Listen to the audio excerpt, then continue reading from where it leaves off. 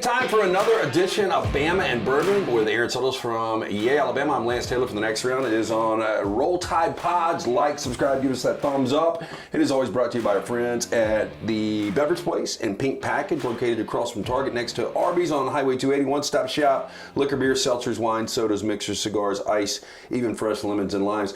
We've got a special bottle from our friends at Pink Package and the Beverage Place. I'll tell you about that in 1 second. But Alabama, 49, Kentucky 21. It wasn't even that close. It really wasn't. And if Kool-Aid McKinstry doesn't muff that punt, that thing probably gets way, way uglier. Yeah, and he kind of redeemed it with a nice return after the fact. But there's a lot of people out there that are like, what's the loyalty? Why has Saban not tried somebody? You kind of brought this up. I think it goes back about a month. He hadn't had a lot of confidence. No, I think he muffed one earlier in the season. I think it's been in his head, which is why you can visibly see he doesn't want to feel the punt in traffic. Right. And the one he fumbled on Saturday versus Kentucky was in traffic. So I think for Nick Saban, it's just, and he was asked about that post-game, Nick Saban was. I didn't hear that. He basically said that he has a lot of confidence in Kool-Aid. He's going to stick with him. Well, look, Kool-Aid is still one of those, maybe that last return got him going. We'll see, but that could be a major factor against a Auburn or a Georgia down the stretch. Absolutely, where every yard of field position is going to matter in the SEC championship game, where you can potentially flip field position. Look, Kool-Aid was one of the best punt returners in the SEC last year, and it's been basically a non-factor. He thought he was going to be a major weapon. Yeah. Okay, so Joe Rushenberg, he is a guy, if you bought liquor out the Shelby County Way, you know this guy. Was the owner-operator of Pink Package and the Beverage Place for years.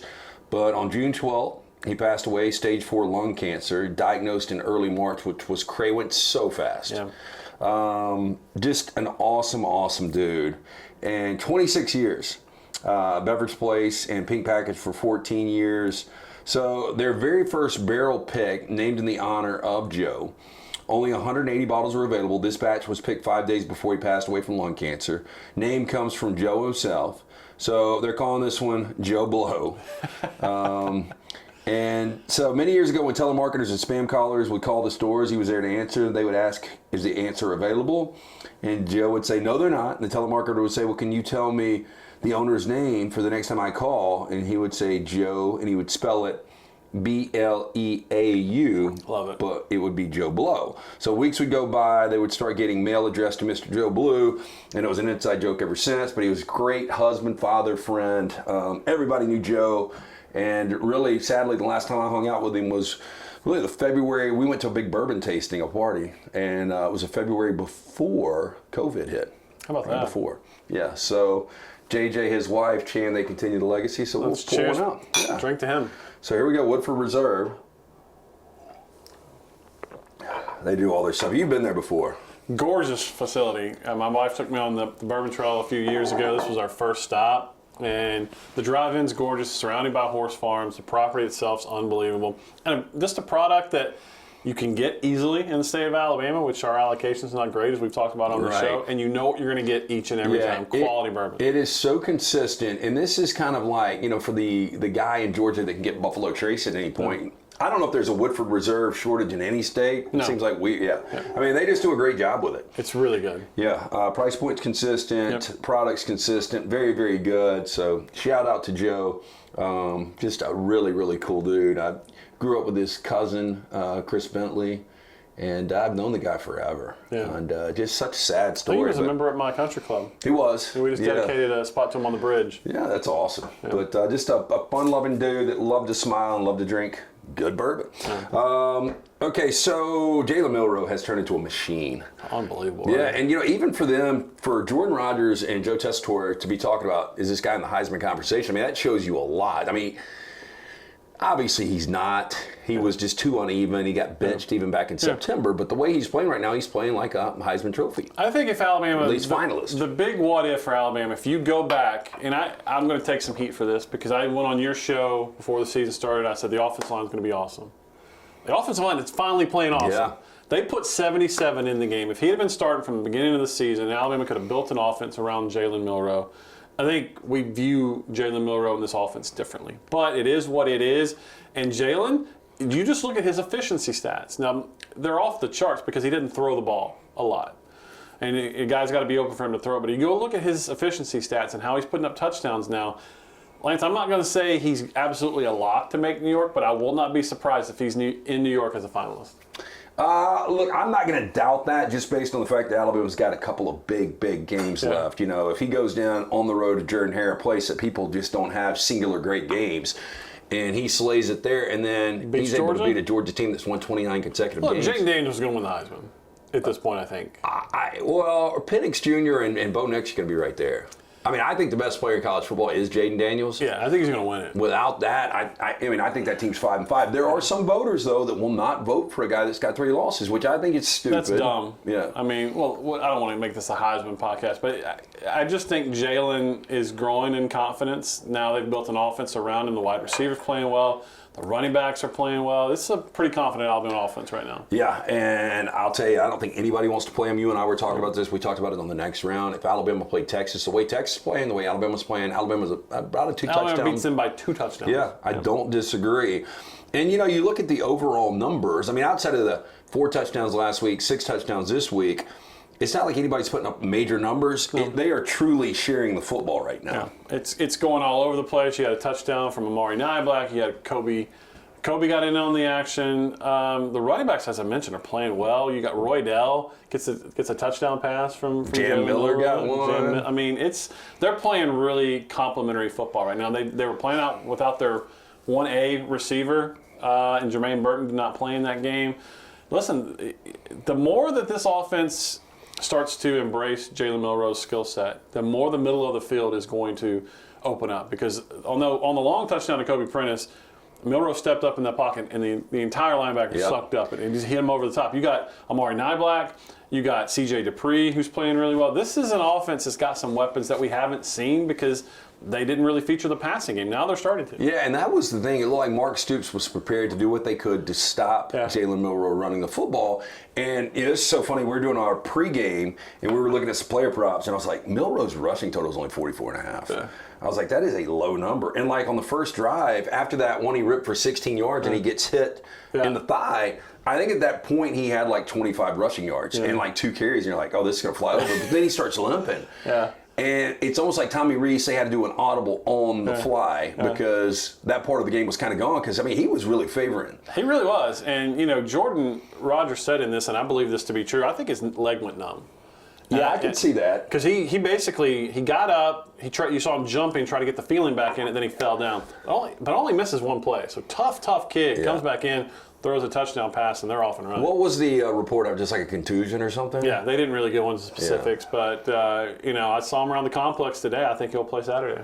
Yeah, and Saturday, and we'll get to UT Chattanooga in a little bit. We had on Tyler Booker earlier today talking about that game, and, that's one of those you take the kids to get out, enjoy it, maybe leave it at halftime, whatever. A lot of guys get reps, that kind of stuff. Bama and Bourbon is always brought to you by our friends at Gutter Cap, 823-2212. Cap it, don't snap it.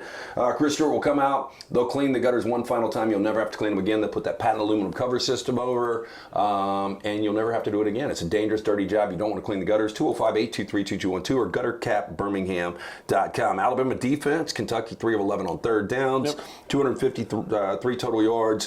They forced 2 turnovers. I mean, Alabama defense is what we thought they'd be, right? They were, and they did it without Deontay Lawson, the guy that calls the defensive middle. And Jalen Key was out, and we talked about him from signing day. We see it more and more every week. Caleb Downs is that guy. Let him get it. I can't remember a weekend he didn't lead the team. He's incredible. He's incredible. And look. And almost made an incredible pick in the back of the end zone. Yeah, absolutely. And, Jihad Campbell's playing really well, too. And so this defense that front is playing well. Look, we always joke about it.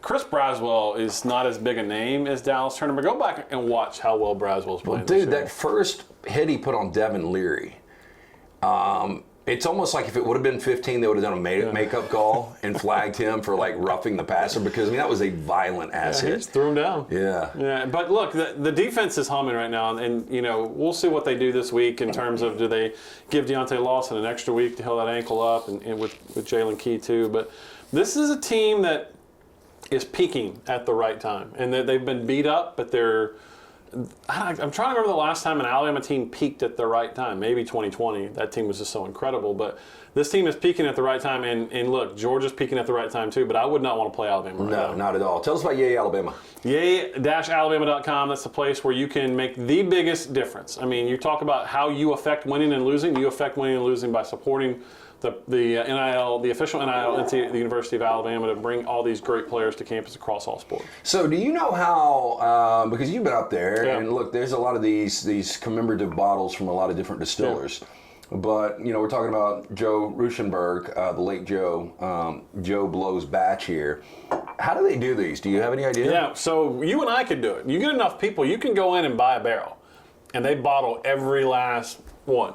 And so that's what you do, and a lot of bars do it, especially if you own a conglomeration of restaurants or bars. You'll go in and buy a barrel.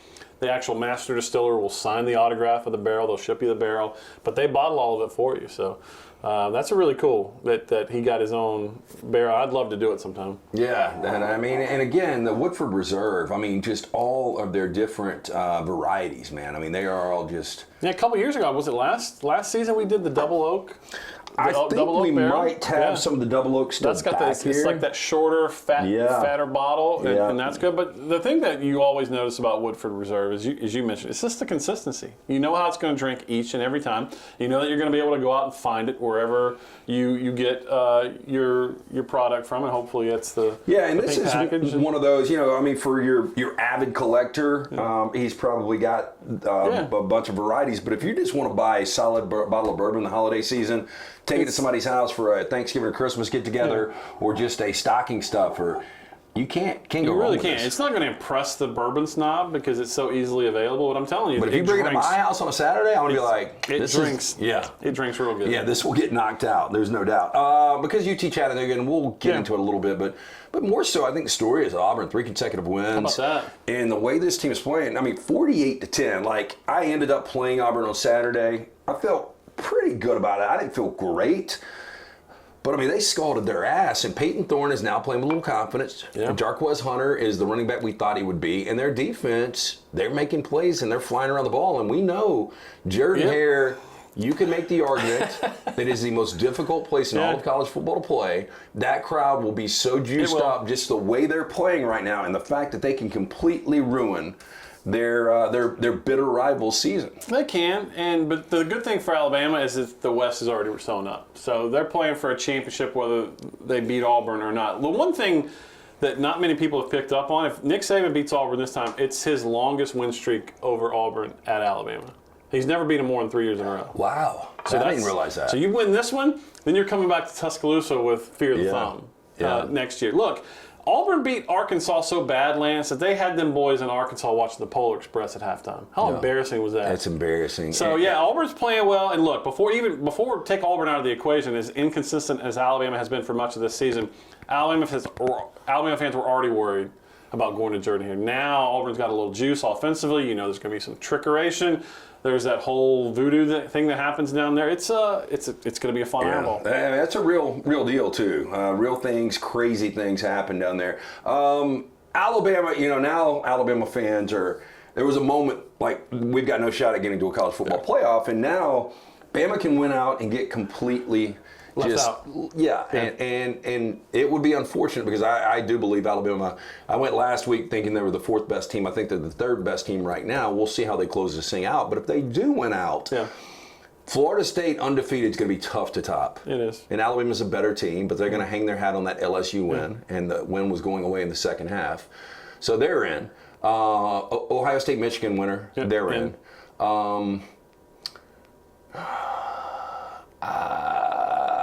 Texas with 1 loss is going to be tough to top. They got the head-to-head. Yeah. So then it comes down to if Washington is undefeated, Alabama's out. Now, I think it really gets interesting if Oregon is a 1-loss Pac-12 champion. Yeah. Because it's the final year of the Pac-12. You got some people out there that would be doing whatever they could to campaign for a conference that'll never be around again. Yeah. And it's been so long. I think it's been 2016, Washington, the last team we've had in this thing. What do you think would happen in that scenario? Look, I think as tough as this is to hear, Alabama's going to need some help because the SEC stunk it up at out of conference this year. As you mentioned, Florida State just whipped LSU. Alabama lost to Texas. And so you start looking at how the conference did out of conference. In those key out-of-conference games at the beginning of the season, they didn't do well. And that's just reality. So I think Alabama's better than Oregon. I think Alabama's better than Texas. I think Alabama's better than Florida State. But those teams, Florida State being unbeaten, I'm curious how it comes down the college football playoff rankings this week. Alabama stayed the same in both coaches and AP. Watch the Oregon vote, because I think Alabama's better than Oregon. Well, and I do too. I thought that they were right there, neck and neck, but watching Oregon this past week against USC, I thought they were good. I just didn't think they were great. Alabama looks to be playing dominant football. And there's a stat that came out, people know very well Bo Nix in this state, and he's a really good quarterback, but throwing the ball beyond 15 yards, he's one of the worst ranked quarterbacks in the country. Yeah, and that's why everybody's saying Bo Nix can win the Heisman Trophy. Michael Penix, some of the throws he's had to make. Impressive. And 5 of their last 7 games have been decided by one possession, and these are Michael Penix throws, making sure they're able to win those games. I do think, though, Washington is in serious trouble in Corvallis this weekend. I think Oregon State wins that game, and I think Texas, the way they're playing right now, going to Ames to take on Iowa State. I think if those two things happen, if Alabama wins out, they're in. Because I really believe, well, first of all, the Big 12 would be done, but on the other side, if you've got one loss Washington, one loss Oregon, it's going to be difficult to me with the Alabama brand, especially if Washington was to win again.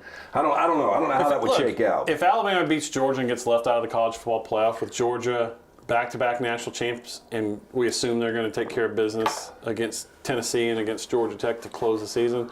If Alabama beats an unbeaten Georgia coming off back-to-back national champs and gets left at the college football playoff, it's going to be tough to swallow.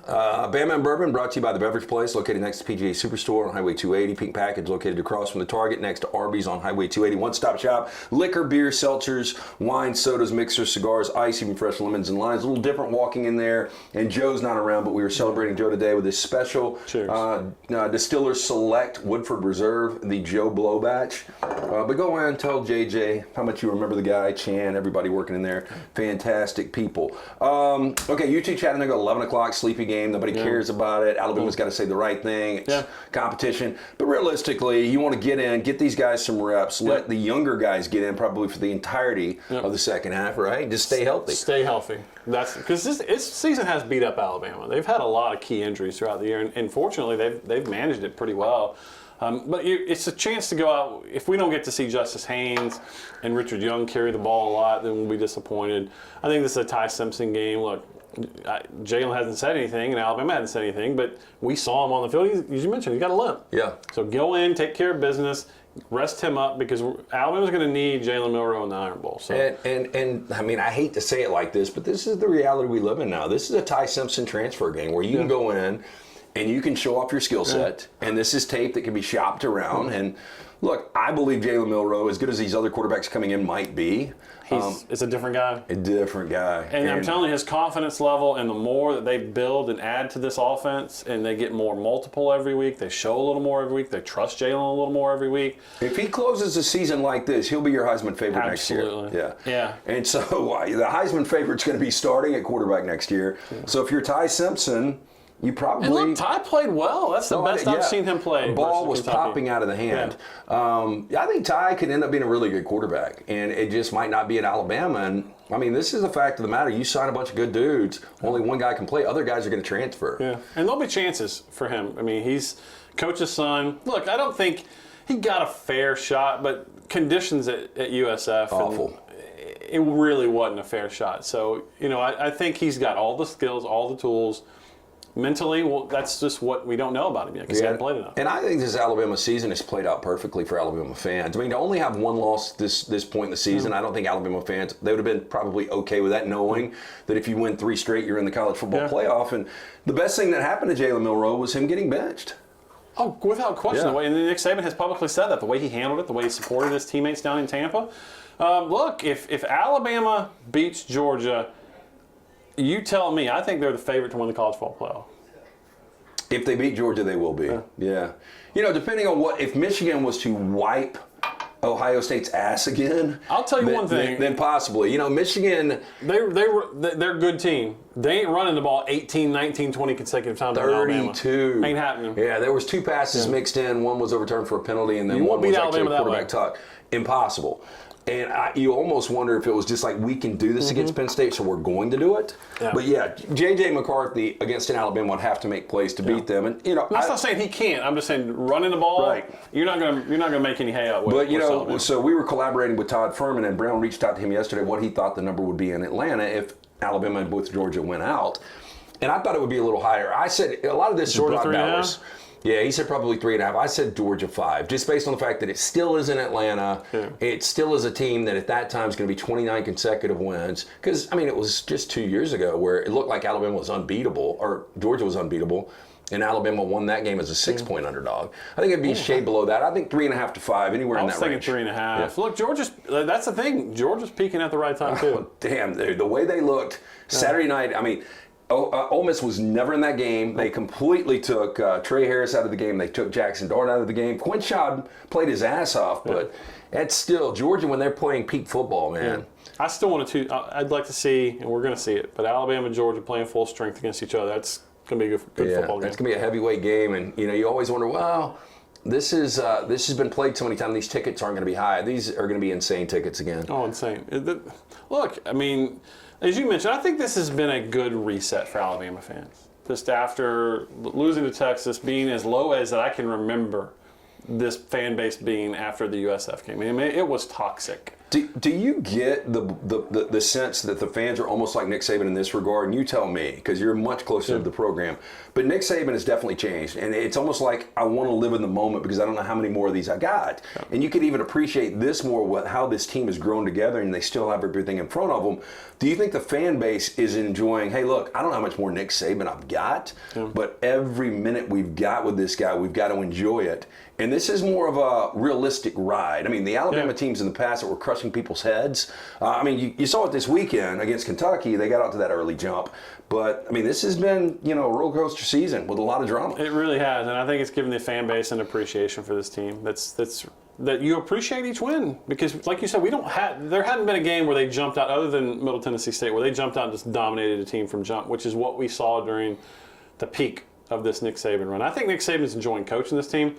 I think this team plays really hard for Coach Saban. They're not perfect, but they are playing really hard, and they're getting better each week. And so I think he genuinely enjoys coaching this team. I think they genuinely enjoy playing for him. There's not been any issues off the field, and they're getting better each week. And so from a coaching standpoint, what more could you ask for? Well, more collective money. Yay, Alabama. Yeah, Alabama give. It's the holiday season. Hey, we got a little teaser. That's what we call it in the business. We got a Holla Yay giveaway coming up. So keep your eyes peeled on that. We're going to be giving away some prizes for our current members and anybody that signs up. We'll have some more information. So keep your eyes peeled for our Yay Alabama social media, and we'll release that information when it's time. So, biggest key this weekend, stay healthy. Get ready for the Iron Bowl because it should be a fantastic Iron Bowl with at that point, 7-4 and 10-1. Alabama team. So we'll preview that next week right here on Bama and Bourbon. Again, it's on Roll Tide Pods. Like, subscribe, give us that thumbs up. We'd appreciate it. Special thanks to the Beverage Place and Pink Package. Joe was such a great dude. Again, everybody misses his smile. Get in. Tell JJ and Chan, everybody, how much you guys miss him. But check out the small batch here of the Joe Bleau. Fantastic stuff from Woodford Reserve. We'll be back next week with more Bama and Bourbon right here on Roll Tide Pods.